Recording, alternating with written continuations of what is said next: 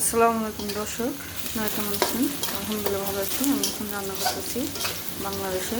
প্রায় ছুটি শেষ, 2-1 দিন থাকবো আর চলে যাবো বাহিরে। এখন আমি রান্না করতেছি হাঁসের মাংস রান্না করব। তো প্রথমত তেল দিয়ে পেঁয়াজগুলো ভেজে নিচ্ছি। পেঁয়াজগুলো ভাজা হয়ে গেছে, এখন আমি দিয়ে দিচ্ছি একটু পানি।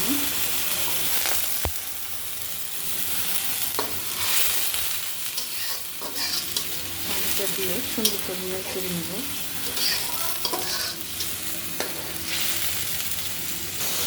আমি এখন দিয়ে দিব, এখানে গরম মশলা আছে, তেজপাতা, গরম মশলা, দারচিনি, এলাচ, গোলমরিচ সব কিছু এখন দিয়ে দিচ্ছি।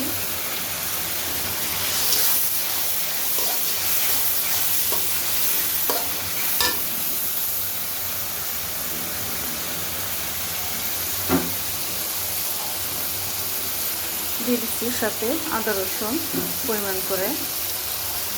আদা রসুনটা আমি সাথে মিক্সার করে ব্লেন্ডার করছি। হাফ পরিমাণ মশলাটা দিবেন পরিমাণ করে।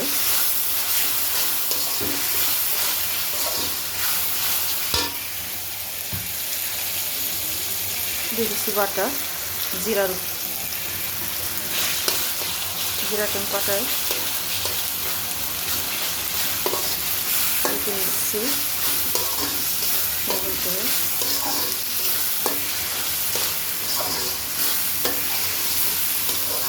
শিলপাটা মশলাগুলো বাটা দিয়ে, শিলপাটা যদি আপনারা বেটে রান্না করেন সব মশলা, তাহলে রান্নার মজাই হবে আলাদা, অন্যরকম টেস্ট। তাই সবাই চেষ্টা করবেন শিলপাটা দিয়ে বেটে খাওয়ার। মশলাগুলো দিয়ে দিচ্ছি গরম পানি।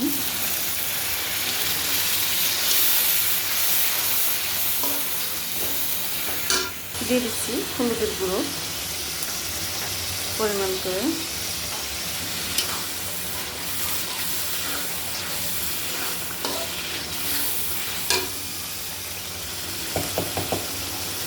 দিয়ে দিচ্ছি ধনের গুঁড়ো।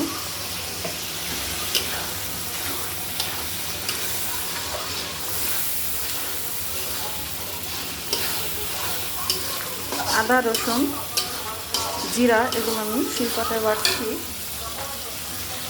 আর ধনিয়া ফাঁকিটা দিয়ে দিচ্ছি।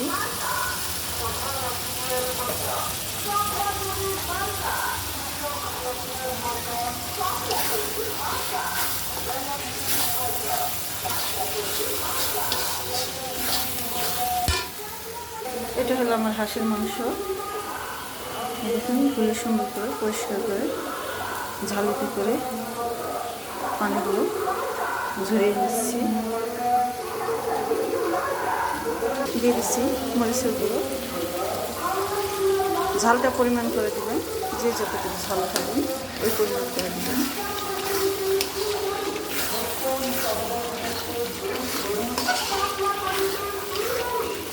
এখন মশলাগুলো দেখেন তেলগুলো উপরে উঠে গেছে, কষিয়ে ভালোভাবে এরকম তেলটা যখন মশলার উপরে উঠে যাবে তখন বুঝবেন মশলাগুলো কষানো হয়ে গেছে। এখন আমি দিয়ে দিচ্ছি হাঁসের মাংসগুলো।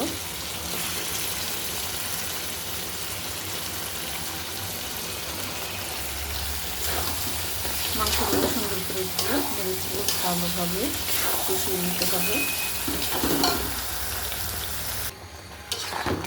মশলাটা এভাবে মিক্সার করে সুন্দর করে নেড়ে চেড়ে আমি এখন 10 মিনিট দমে রেখে দেব। ভালোভাবে কষিয়ে ভুনা করব। 10 মিনিট পর চলে আসলাম ঢাকনাটা খুলে রেখে।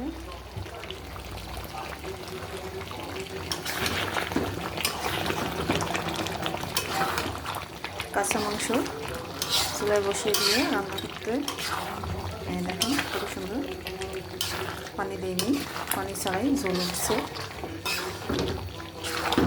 মাংসটা যদি আপনি ভুনাটা পানি ছাড়া করতে চান তাহলে যেই পানিটা ছাড়ছে মাংস থেকে এই পানিতেই আপনার মাংসটা সিদ্ধ হয়ে যাবে ইনশাআল্লাহ। আমি যেভাবে রান্না করি ঠিক সেইভাবে যদি রান্না করেন আমি চুলাটা একেবারেই লো করে দিচ্ছি। আর এই দেখেন নিচে টগর বগর করে ফুট উঠে গেছে। এখন আমি ঢাকনা দিয়ে এভাবেই দমে রেখে দেবো আরও আধা ঘন্টা। ইনশাল্লাহ আধা ঘন্টায় আশা করি মাংসটা আমার সিদ্ধ হয়ে যাবে। আধা ঘন্টা পর চলে আসুন, ঢাকনাটা তুলে দেখবো। এখন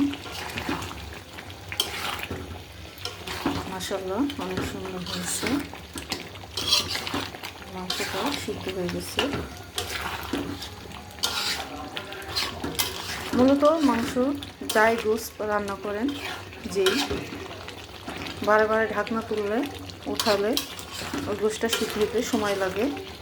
আর যদি সুন্দর করে চুলাটা লো করে ডিপে রেখে দেন, দমে রেখে দেন, তাহলে অল্প সময়ের ভিতরে প্রেসার কুকারের মতন রান্না হয়ে যায়, সিদ্ধ হয়ে যায়। তা আশা করি সবাই ভালো থাকবেন, সুস্থ থাকবেন। ভালো লাগলে একটা লাইক দেবেন, শেয়ার করবেন। খুদা হাফেজ।